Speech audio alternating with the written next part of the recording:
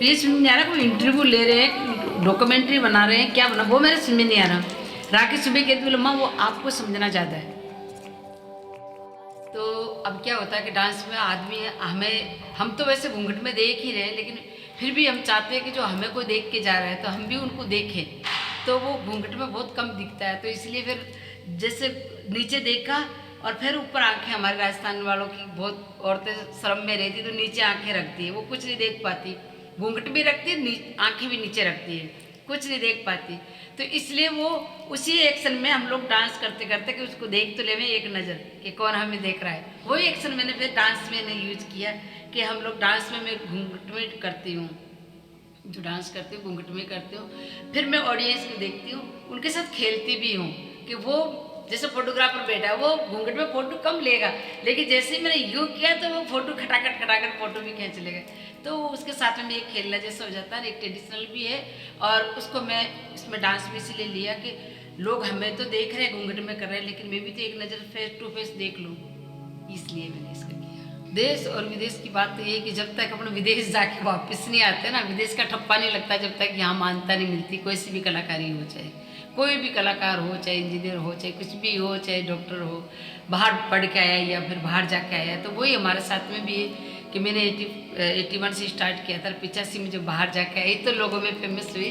तो यही है कि कलाकार अगर बाहर जाके आता है तो बाहर की मान्यता मिलती है, लेकिन मैं जहाँ तक समझती हूँ कि जब तक अपने घर के कहते हैं कि पेरेंट्स जब तक बच्चों को मान सम्मान नहीं देता, उनकी कला को नहीं पहचानता, जब तक और कोई दूसरा नहीं पहचानता।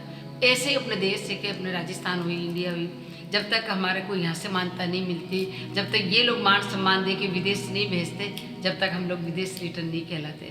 तो पहले यहाँ पहचान होती है, यहाँ लोग मान सम्मान देते हैं, फिर उसके बाद बाहर जाते हैं। प्रोग्राम कलाकार क्या कर रहा है वो उनको मतलब नहीं है, आ तो गए वो अपना टाइम निकाल के, पर उनको इतना नहीं कि अपन जब टाइम निकाल के आए हैं इस काम के लिए तो वही चीज़ देखे ना, लेकिन नहीं, या फिर बातें करेंगे। जो बातें उनको ऑफिस में करनी चाहिए वो बातें वहाँ प्रोग्राम में आके और वहाँ करते हैं कि कलाकार क्या कर रहा है उनको कोई मतलब नहीं, पर उनकी आपस की बातें चल रही है। कलाकार अपनी जान की बाजी लगा के काम करता है, वो तो कलाकार हमेशा ये सोचता है कि यार आज मेरा लास्ट दिन है, जितना मैं कर सकता हूँ मैं कर लूँ, बेस्ट से बेस्ट देने की कोशिश करता है। बाहर के लोगों में क्या होता है, जिससे हम लोग प्रोग्राम करते हैं ना, वो अपना काम धंधा छोड़ के आते हैं, मोबाइल वगैरह सारा बंद कर देते हैं। आजकल मोबाइल सिस्टम चल गया, मोबाइल है सबके हाथ में, लेकिन वो कभी मोबाइल नहीं देखेंगे निकाल के, कितना इंपॉर्टेंट काम हो। हमारा अगर सितारा भी टूट के गिरता है ना तो वो सुनाई देता है स्टेज पे कि ये चीज़ हमारी गिर गई, इतने वो प्यार से शांति वातावरण से देखते हैं। वो ये कहते हैं कि हम लोग 1.5 घंटा निकाल के आए हैं ये देखने के लिए, तो हम वो चीज़ मिस करना नहीं चाहते, जो हमारी बातों में कोई चीज़ मिस हो जाए। वो एक एक एक्शन, एक एक जो भी हम लोग गाते हैं बजाते हैं, सारी चीज़ को नोट करते हैं। वो कहते हैं कि हम आपको आपके साथ में 1.5 घंटा हमने सफ़र किया। पूजा में जैसे हमारा टाइम की कोई पाबंदी नहीं है, पूजा आप करने बैठ रहे हो घंटे भी कर लो, आधे घंटे भी कर लो। वही हमारी स्टेज पे जो हम प्रोग्राम करते हैं, स्पेशली मेरे साथ तो मैं कभी टाइम की पाबंदी नहीं हूँ कि मेरे को 10 मिनट करना तो 10 मिनट ही करूँ। मैं भूल जाती हूँ अपना टाइम कि मेरे को कितना टाइम दिया है।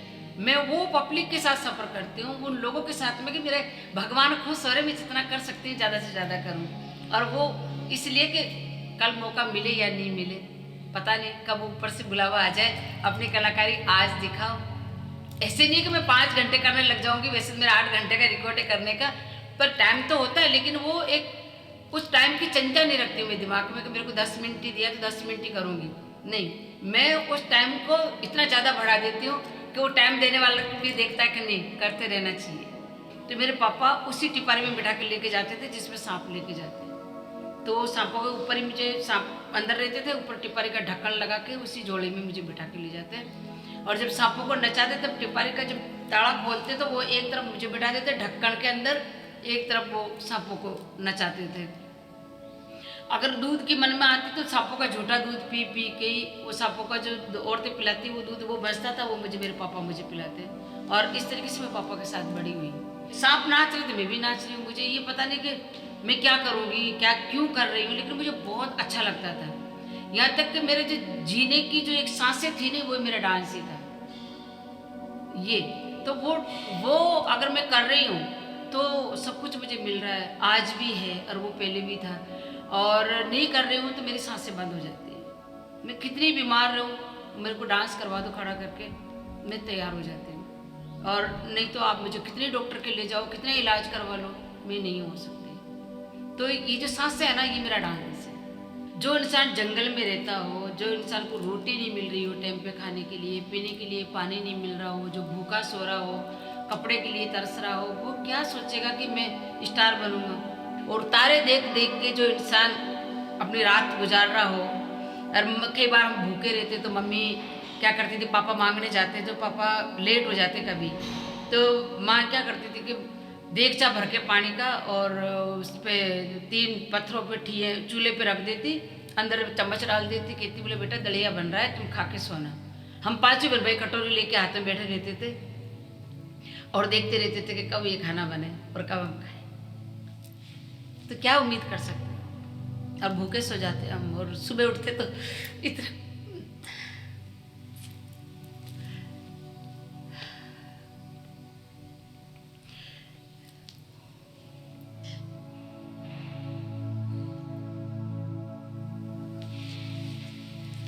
माया होती ना, कभी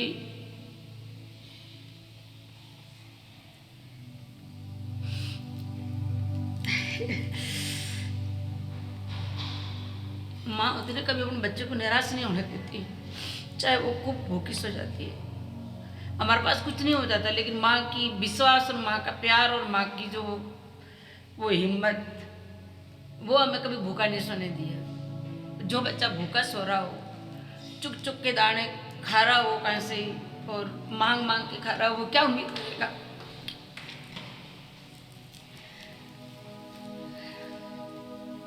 कि वो स्टार बनेगा। पर वही है कि माता रानी की कृपा और ईश्वर की कृपा रही कि मैंने नहीं तय किया ये, बिल्कुल नहीं। ये सिर्फ माता ने तय किया और मेरे बाबा राम सपीर ने तय किया कि बेटा तेरे को कहाँ जाना है। दादी के नाम को जिंदा रखना है बस। दादी के नाम को जिंदा रखना। ये मेरी परछाई है, वैसे मेरी बेटी मेरी परछाई है, बड़ी वाली राखी, और उसमें मैंने अपना आप को देखा, और वो बाकी उसको खिताब मिला है परछाई का, गुलाबों की परछाई राखी। और मेरी तीनों बेटियां बहुत अच्छा करती है। बेटा यहाँ तक कि जो दिनेश है वो इतना अच्छा डांस करता था कि अगर लड़की होता तो मुझे बिठा देता, इतना अच्छा डांस करता है वो। पर अभी तो परकशन बन गया है और बहुत अच्छा कर रहा है अपना। मेरे कप नहीं आ रहा, मैं नहीं आ रही, आप आ रहे हो, कोई टेंशन नहीं, आप पी सकते हो। मैंने तो फ्लो में बोला था, अब जो बोला मैं बोल देती हूँ, हाँ, ऐसा कुछ है नहीं। क्यों नहीं? हाँ तो बोल दो, वही कि डांस वो जैसे बोले वैसे बोले, कोई प्रॉब्लम नहीं है। ठीक है, बोलो। जैसे कि मेरी मदर ही मेरी इंस्पिरेशन है और मेरी सरस्वती है, तो जो मम्मी ने किया मैं उसको कंटिन्यू करूँगी। जो मुझ पे सबसे बड़ा क्वेश्चन था कि तुम क्या करोगी फिर भी, ये तो मम्मी ने किया। मेरा स्टाइल यही रहेगा, डांस का तरीका अलग रहेगा। मेरे भी है, मुझे भी काफ़ी कुछ करना है, बस मम्मी का स्टाइल रहेगा। हो सकता है म्यूज़िक अलग हो जाए, बहुत सी चीज़ें मैं अलग तरीके से डांस करूँगी, लेकिन जो एक लिहाज होता है, एक तरीका होता है, मैं उस चीज़ को चेंज नहीं करूँगी। दिलीक पुंदिलो रे गियो निरे बिलालो गियो नि रे पुंदिलो परदेश में पवर्षा परदेश।